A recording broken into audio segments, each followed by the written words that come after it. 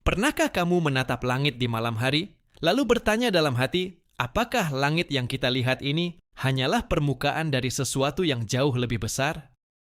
Banyak orang memandang langit hanya sebagai ruang kosong tempat awan bergerak, burung terbang, dan bintang berkilau. Namun dalam ajaran Islam, langit bukan sekadar ruang hampa. Langit adalah ciptaan Allah yang berlapis-lapis, tersusun dengan ketelitian sempurna, penuh rahasia, dan menyimpan tanda-tanda kebesarannya. Allah berulang kali menyebut tentang langit dalam Al-Quran. Salah satu yang paling jelas adalah firman-Nya dalam surah Al-Mulk ayat 3. Dialah yang menciptakan 7 langit berlapis-lapis. Ayat ini menunjukkan bahwa langit bukan satu lapisan tunggal. Allah menciptakan 7 langit, tersusun bertingkat, dengan susunan yang hanya Dia ketahui secara sempurna. Maka muncul pertanyaan besar. Apa itu 7 langit? Apakah seperti planet? Apakah seperti galaksi? Ataukah sesuatu yang sama sekali berbeda dari apa yang dipahami manusia? Para ulama menjelaskan bahwa 7 langit adalah makhluk ciptaan Allah yang nyata. Bukan sekadar simbol, bukan sekadar kiasan. Ia benar-benar ada. Namun hakikat bentuk, ukuran, dan detailnya tidak sepenuhnya diketahui manusia. Kita hanya mengetahui apa yang diberitakan oleh Al-Quran dan hadis.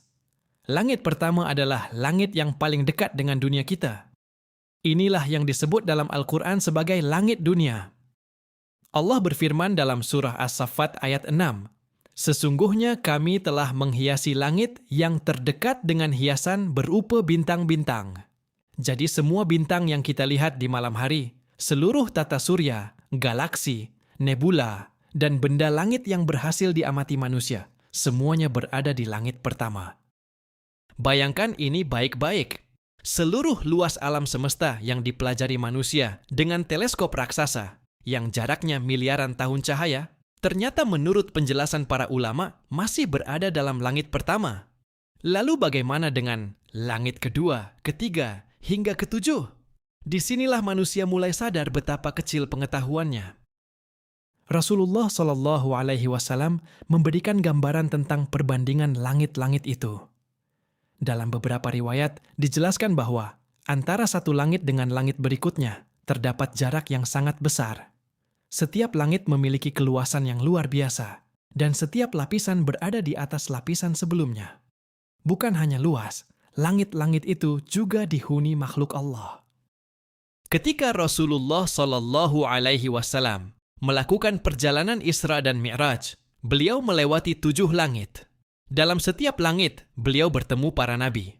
Di langit pertama, beliau bertemu Nabi Adam alaihissalam. Di langit kedua, beliau bertemu Nabi Isa dan Nabi Yahya. Di langit ketiga, beliau bertemu Nabi Yusuf. Di langit keempat, beliau bertemu Nabi Idris.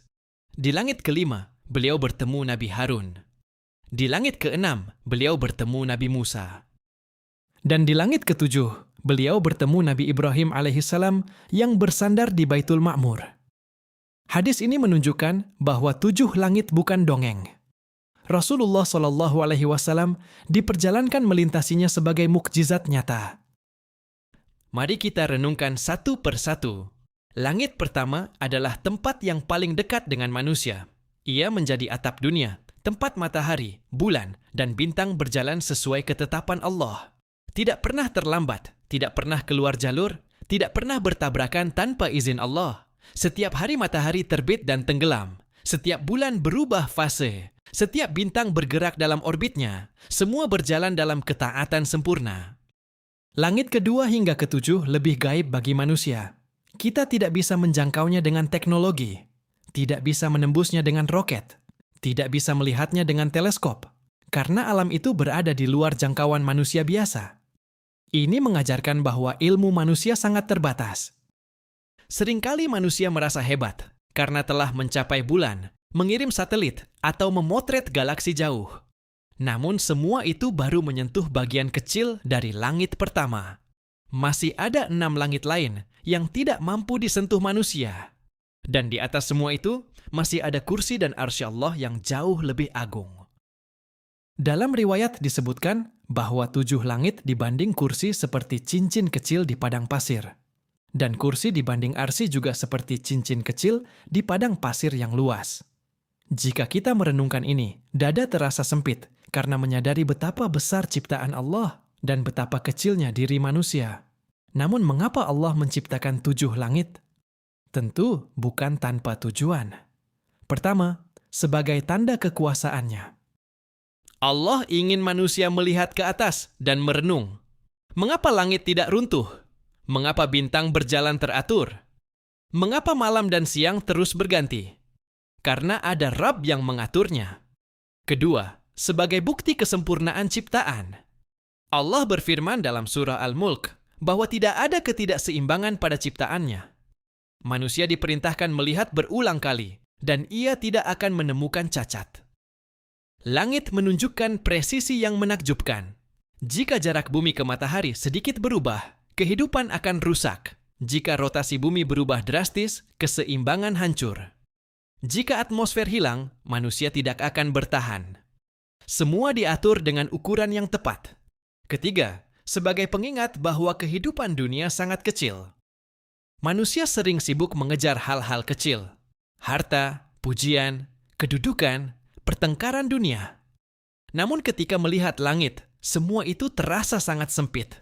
Rumah yang dibanggakan hanyalah titik kecil di bumi. Bumi hanyalah titik kecil di antara planet. Planet hanyalah bagian kecil di tata surya. Tata surya hanyalah bagian kecil di galaksi. Galaksi hanyalah bagian kecil di langit pertama. Dan masih ada 6 langit di atasnya. Lalu mengapa manusia masih sombong? Ada hal lain yang sangat menarik dalam kisah 7 langit, yaitu Baitul Ma'mur. Di langit ke-7 terdapat rumah ibadah para malaikat yang disebut Baitul Ma'mur. Dalam hadis dijelaskan, setiap hari 70.000 malaikat masuk ke sana untuk beribadah. Dan setelah keluar mereka tidak kembali lagi. Lalu datang gelombang malaikat berikutnya. Ini menunjukkan betapa banyak jumlah malaikat. Jika setiap hari 70.000 malaikat masuk dan tidak kembali, berarti jumlah mereka sangat besar, tak terhitung oleh manusia. Dan itu baru satu tempat di langit ke-7. Kemudian di atas langit-langit itu, Rasulullah SAW sampai ke Sidratul Muntaha, tempat yang sangat agung, batas yang tidak bisa dilewati makhluk kecuali dengan izin Allah. Di sanalah Rasulullah menerima perintah salat. Ini menunjukkan bahwa perjalanan melalui 7 langit bukan sekadar perjalanan fisik, tetapi juga perjalanan spiritual menuju kedekatan dengan Allah. Lalu apa pelajaran terbesar dari 7 langit bagi hidup kita hari ini? Pertama, jangan batasi keyakinanmu pada apa yang bisa dilihat mata. Banyak manusia hanya percaya pada yang terlihat. Jika tidak terlihat, mereka ragu. Padahal ada begitu banyak ciptaan Allah yang gaib. Malaikat, surga, neraka, alam barzakh, dan 7 langit. Iman berarti percaya kepada berita dari Allah, meski akal tidak mampu menjangkau seluruh detailnya. Kedua, jangan sombong dengan ilmu. Manusia baru mengetahui sedikit dari langit pertama, lalu merasa telah menguasai segalanya. Padahal Allah berfirman bahwa manusia tidak diberi ilmu kecuali sedikit. Semakin seseorang memahami luasnya langit, seharusnya semakin rendah hatinya. Ketiga, angkat pandanganmu dari dunia. Jangan hidup hanya untuk makan, bekerja, dan tidur. Ada alam yang lebih besar. Ada kehidupan akhirat. Ada pertemuan dengan Allah. Langit mengajarkan bahwa dunia bukan akhir perjalanan. Keempat, jadikan langit sebagai sarana tadabbur. Ketika malam datang, lihatlah bintang. Ketika fajar datang, lihatlah perubahan warna langit. Ketika hujan turun, renungkan siapa yang menurunkannya. Semua itu bisa melembutkan hati. Sayangnya, banyak orang melihat langit setiap hari, tapi tidak pernah merenung. Mereka melihat ke atas, tapi hatinya tetap kosong. Padahal satu pandangan yang disertai tafakkur bisa mendekatkan seseorang kepada Allah. Bayangkan seorang manusia berdiri sendirian di malam hari. Di atasnya langit gelap yang luas, bertabur bintang. Ia sadar bahwa semua itu berada dalam satu lapisan pertama dari 7 langit. Lalu ia mengangkat tangan dan berdoa. Betapa kecil dirinya. Namun betapa besar rahmat Allah yang mendengar doanya. Inilah keindahan iman. Allah yang menciptakan 7 langit yang agung juga mendengar bisikan hati seorang hamba kecil di bumi. Allah yang mengatur galaksi juga mengatur rezekimu. Allah yang menahan langit agar tidak runtuh juga mampu menenangkan hatimu. Jadi saat hidup terasa sempit, lihatlah langit. Saat masalah terasa besar, lihatlah langit. Saat hati penuh gelisah, lihatlah langit. Karena langit mengingatkanmu bahwa Allah jauh lebih besar daripada semua masalahmu. Dan setelah memahami 7 langit, kita akan masuk ke tahap berikutnya dalam kisah penciptaan. Siapa penghuni langit yang selalu taat? Siapa makhluk yang tidak pernah bermaksiat? Siapa yang membawa wahyu, mencatat amal, dan memuji Allah siang malam tanpa lelah? Mereka adalah malaikat.